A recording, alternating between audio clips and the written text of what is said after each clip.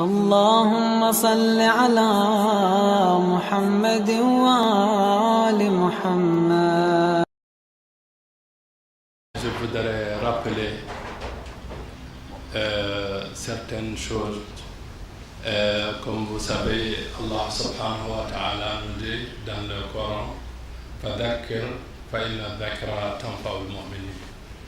Rappel, parce que rappeler est toujours un croyant. Nous, alhamdulillah rabbil alamin, nous avons une conviction, nous avons une foi en Dieu. Nous croyons en Dieu et nous croyons aussi à ses messagers et à son message. Nous croyons que le message aussi que Dieu a donné à l'humanité à travers ses messagers, à travers le Coran, est toujours le même.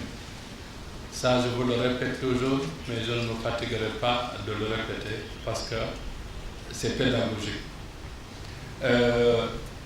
Le message que Dieu a donné à l'humanité depuis le début de l'existence jusqu'à la fin des temps est le même. C'est aider l'être humain à aller vers la perfection, tout simplement. C'est aider l'être humain à se rapprocher de Dieu. Donc, nous croyons fermement à ça. Maintenant, à chaque fois qu'il y a des divisions, ça c'est les humains qui le font. Mais vous savez très bien qu'aujourd'hui, si vous avez pris tous les prophètes envoyés de Dieu, vous les mettez ensemble, ils ne seraient pas en désaccord. Jamais. Donc, si vous mettez même, je ne parle même pas des prophètes, les vrais hommes de Dieu, les vrais savants croyants, si vous les mettez tous ensemble, ils sont tous d'accord. Donc, ça nous permet de comprendre que les désaccords, c'est des problèmes mondains, des problèmes de pouvoir qui amènent ça. Donc nous croyons à l'ensemble des envoyés de Dieu. Et nous croyons aussi qu'à chaque fois que Dieu envoie un prophète et qu'il lui donne un livre, pour que lui puisse interpréter ce livre à son peuple, Dieu lui donne aussi 12 apôtres. Les 12 apôtres feront partie de sa propre famille, de son sang. Et ces gens-là seront formés par le prophète. Et après la mort du prophète, c'est eux qui continuent à jouer le rôle du prophète. Ils ne sont pas prophètes, mais ils sont des représentants des prophètes. Donc, l'imam qui est le représentant du prophète doit être un être infaillible, comme le prophète. Mais on va revenir tout de suite sur l'infaillibilité pour qu'on comprenne bien. Nous croyons que notre prophète, à plusieurs reprises, depuis le début du message jusqu'à la fin de sa vie, il a toujours désigné son successeur, je peux même dire ses successeurs, de façon très claire. Il les a désignés, il ne l'a pas fait parce qu'il est le prophète, parce qu'il voulait le faire. Non, non, non. C'est là aussi, il faut que les gens comprennent ça clairement. Il l'a fait par ordre de Dieu. Donc les 12 imams, le prophète les a désignés, mais par ordre de Dieu. Maintenant, comment on va prouver aux gens que effectivement c'est par ordre de Dieu? Il y a beaucoup de versets du Coran qui le prouvent. Un des versets, c'est le verset que vous tous vous connaissez, qui est descendu après le pèlerinage d'adieu, quand le prophète est venu à Ghadir Khum. Et quand il est arrivé là, il a reçu une révélation et il a été obligé de respecter l'ordre de Dieu. La révélation, c'était quoi? Ya ayyuha rasoul, balligh ma unzila ilayka min rabbika wa in lam taf'al fama ballaghta risalatahu wallahu ya'simuka minan nas. Dieu lui dit, ô prophète, transmets ce qui t'a été révélé. Si tu ne le fais pas, tu n'auras pas accompli ta mission. Subhanallah. Comment on peut lire ce verset tous les jours sans réfléchir sur ce verset? Le prophète, il vient de quitter le pèlerinage d'adieu. C'est la même année qu'il est parti, qu'il a rejoint son Seigneur. Le prophète a enseigné les gens comment prier, comment faire le ramadan, comment faire le jihad, comment.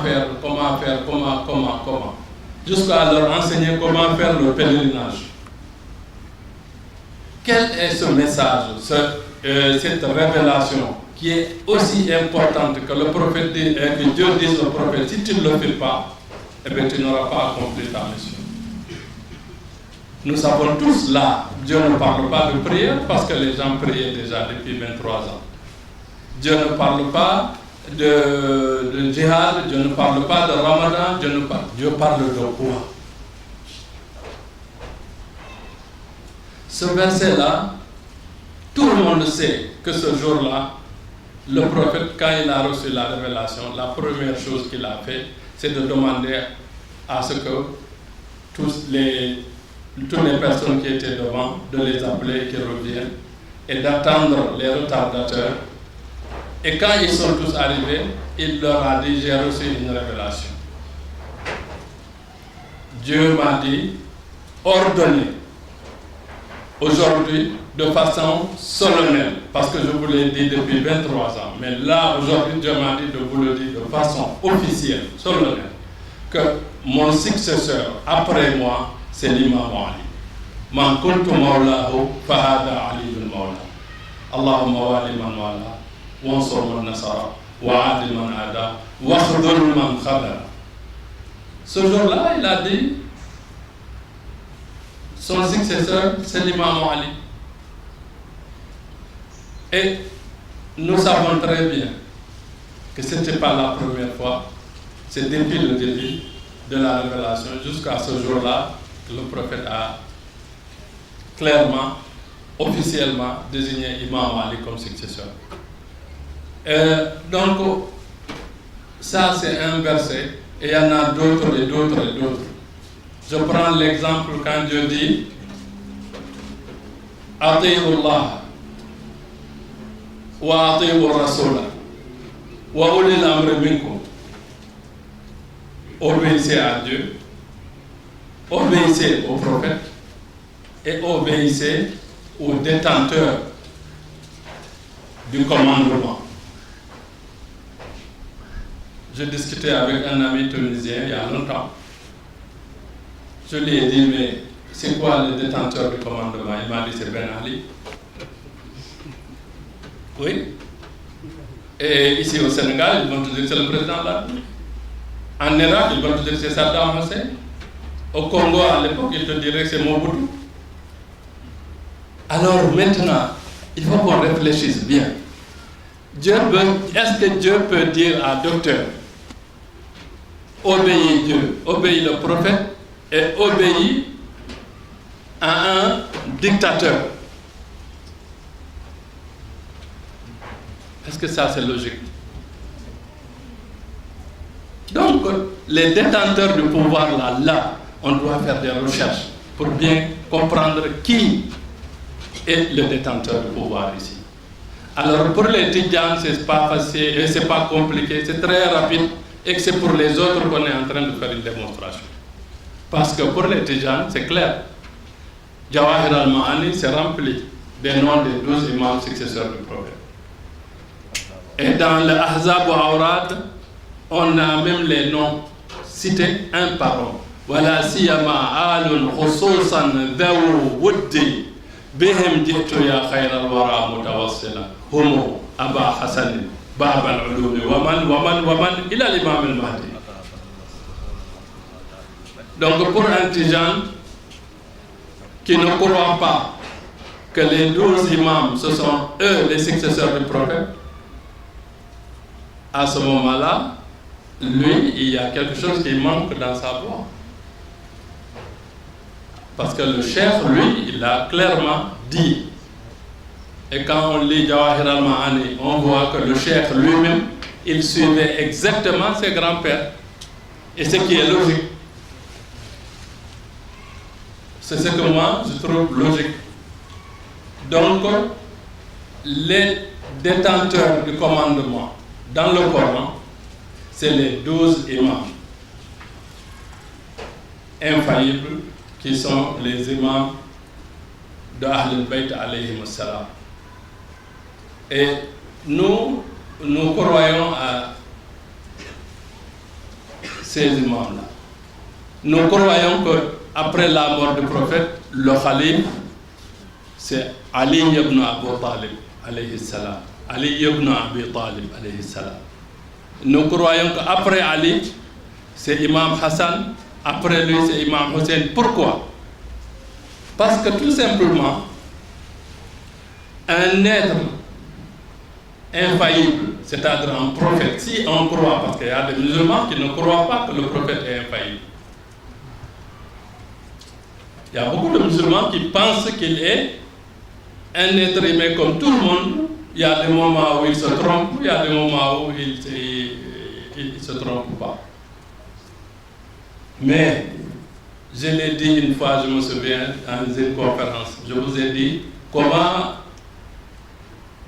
Dieu peut envoyer une personne qui se trompe. Est-ce que ça c'est logique? Dieu envoie une personne qui se trompe. Après nous, on nous dit si vous vous trompez, on va vous juger au Qiyamah. Ça, il faut que les gens réfléchissent. Je le dis aussi souvent dans mes causeries tout le temps. Un berger ou un guide doit connaître parfaitement son parcours.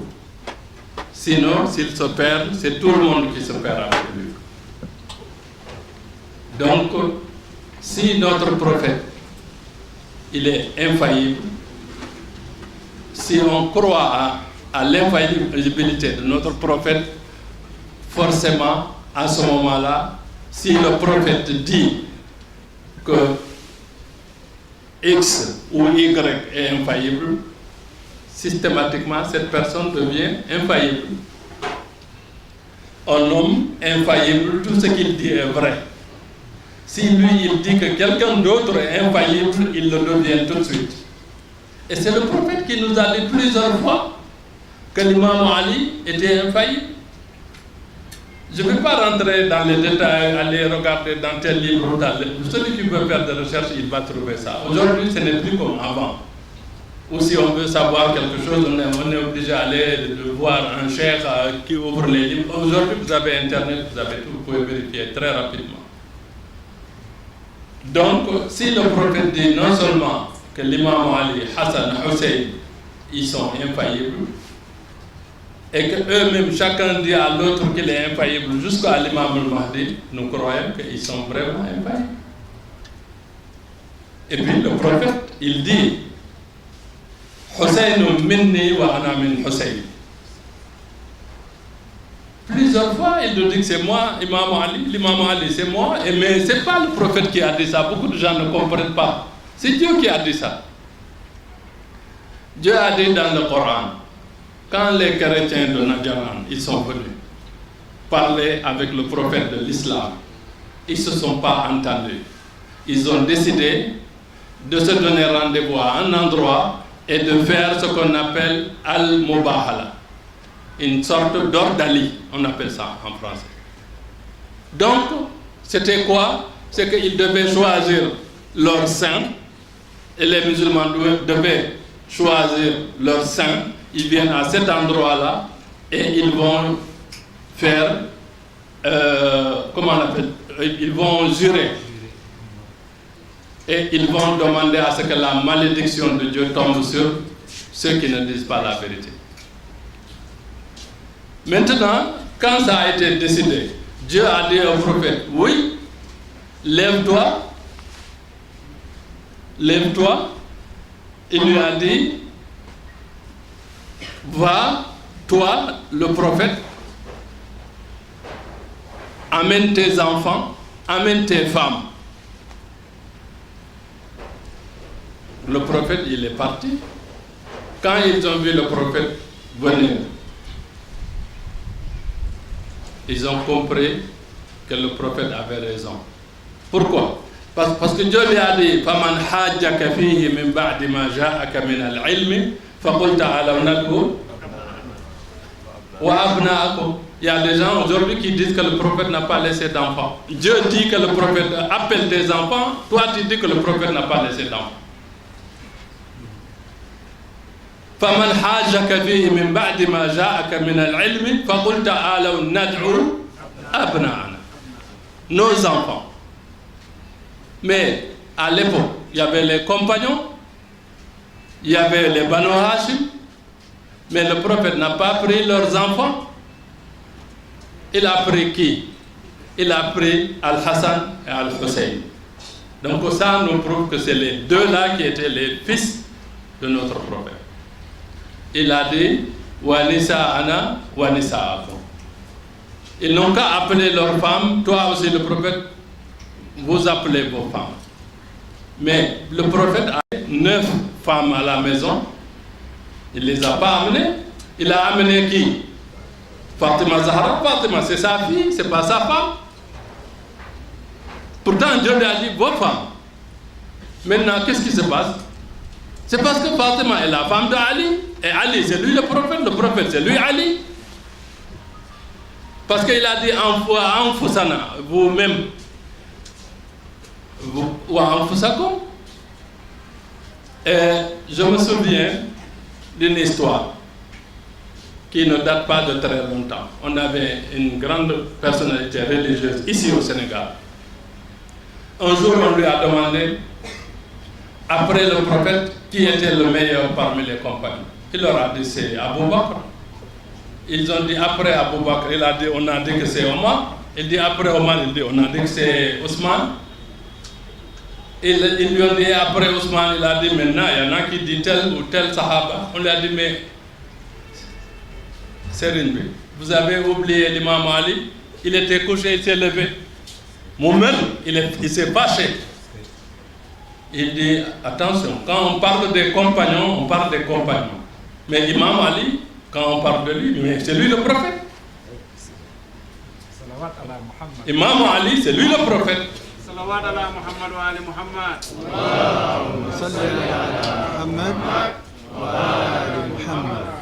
Nous, aujourd'hui, ce que nous croyons fermement, c'est que nous croyons en Dieu. Nous croyons à l'ensemble des envoyés de Dieu. Nous croyons en notre prophète Mohammed.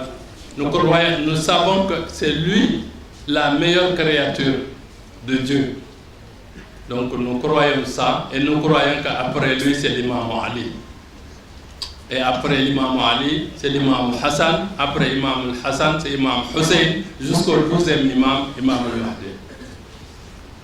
C'est ça notre foi, c'est ça notre croyance et c'est ça nos références. Donc, c'est très important de rappeler ça tous les jours. Aujourd'hui, nous sommes là. On est en train de faire une prière. Il y a beaucoup de gens qui vont dire, oui, mais d'où ça sort les arba'in que vous faites après la mort de quelqu'un? Non, c'est pas compliqué. Ça sort des imams infaillibles. Ça sort des imams. Les imams, ce sont nos références. C'est eux qui ont commencé à faire ça. Et tout ce qu'un être infaillible fait est vrai. Tout ce qu'il dit est vrai. Tout ce qu'il fait est juste. Maintenant, je ne vais pas rentrer là dans les détails. Mais ce qui est sûr, c'est que au moins l'histoire dit clairement que quand on a fait le massacre de Karbala, quand on a amené les captifs chez Yazid, la'anahullah, que Dieu le maudisse, et quand on a libéré les petits-fils du prophète et leurs femmes et enfants, et quand ils sont revenus à Karbala, ça tombait le 40e jour. Et ce jour-là, ils ont fait la même prière que nous faisons ici aujourd'hui. Ils ont fait la même prière pour l'imam Hussein que nous faisons ici aujourd'hui. Quand on meurt, quand on part, on est où? On est où? On est dans ce qu'on appelle Al-Alamul Barzakh. Al-Alamul Barzakh, c'est le monde intermédiaire. Tant que le monde encore, il existe un être humain qui vit dans ce monde-là, le Barzakh continue à exister. Et tant que le Barzakh existe, ceux qui sont dans le Barzakh peuvent bénéficier de la perfection. Ça peut venir des autres, comme nous on est en train de faire pour eux ici aujourd'hui. C'est quelque chose qui va leur apporter beaucoup là-bas. Donc c'est pour cela, dans le monde de Barzakh, on peut se perfectionner encore. C'est quand le monde va finir, ce qu'on appelle Yawm al-Qiyamah, c'est ce jour-là, à ce moment-là, qu'on va juger tout le monde.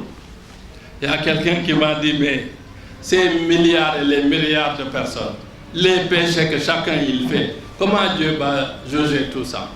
Ouah, Sari'ul Hisab. Ouah, Dieu, tout ça, ces milliards-là, il n'a pas besoin d'une seconde pour les juger tous. Mais il faut qu'on cherche que ce jour-là, il y a 3 sortes de péchés. Il y a le péché entre l'être humain et Dieu. Il y a le péché entre l'être humain et son frère. J'ai entendu quelqu'un dire, si tu vas à la Mecque, tu fais le pèlerinage, tu redeviens comme le jour où ta maman t'a mis au monde. Non, non, non. C'est-à-dire, ce jour-là, si tu fais le pèlerinage, tous les péchés entre toi et Dieu, Dieu te les pardonne. Mais tous les péchés que tu as fait entre toi avec l'autre personne, ça, c'est Yawm al-Qiyamah. C'est soit ici qu'il faut le régler avec la personne, soit Yawm al-Qiyamah, ça va être jugé. Et soyez sûr, c'est des caméras. Chacun, avant même qu'on te mette dans ta tombe, déjà toi-même tu peux te juger. Tu sais, tu vois tout ce que tu as fait. Est-ce que tu as bien fait ou tu as mal fait? Donc, il y a les péchés qu'on ne pardonne pas, qu'on ne peut pas pardonner. Il y a beaucoup d'endroits dans le Coran où Dieu parle des gens qui seront dans le paradis et dans l'enfer, toujours, khalidina, de façon éternelle. Les personnes qui ont fait des péchés avec d'autres personnes, Yawm al-Qiyamah, c'est là où il y a le problème. Parce que beaucoup n'ont pas le courage de regarder en face l'autre pour lui dire, je t'ai fait du mal, pardonne-moi. Mais si tu n'as pas le courage de le faire ici, de toute façon devant Dieu, Yawm al-Qiyamah, devant tout le monde, ça va se savoir. Ce sera le moment de vérité. Mais ça aussi, il faut savoir comment ça se passe. Si M. X a fait du mal à M. Y, Yawm al-Qiyamah, chacun vient avec ses hasanats. Celui qui a fait du mal, on prend dans ses hasanats, on répare envers celui à qui il a fait du mal. Et il y a des gens qui font beaucoup de bien, ils ont fait peut-être 1 ou 2 fois du mal, Yawm al-Qiyamah, tous leurs hasanats vont revenir à les gens à qui il a fait du mal. Et toi, tu te retrouves sans rien. Tu ne peux plus compter sur rien parce que tu n'as plus rien avec toi. C'est ça l'avantage d'être partisan de Ahlul Bayt alayhimu salam. C'est ici. Pourquoi je vous parle de ça? Les ziyarats qu'on fait sur l'imam Hussein, la conviction et l'attachement qu'on a pour les Ahlul Bayt, les souffrances qu'on nous fait ici, nous en tant que partisans de Ahlul Bayt, depuis la mort du prophète jusqu'à aujourd'hui, ça fera toujours que nous, nos péchés et nos biens, on ne pourra pas les peser ensemble parce que les biens que nous on fait, rien que le fait d'avoir la aqidah d'Ahlul Bayt, rien que le fait de faire des salawats à la Nabi, rien que de faire les ziyarats d'Ahlul Bayt, ça te permet que dans ton sac, si on enlève des choses pour régler des choses que tu as fait, qu'il te reste toujours beaucoup de choses. Allahumma salli ala Muhammad wa ali Muhammad.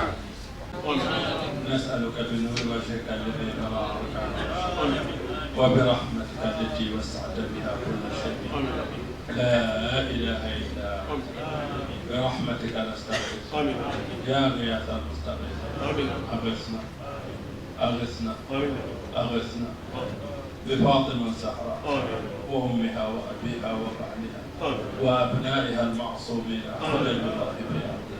اللهم صل على محمد وعلى آله. اللهم صل على محمد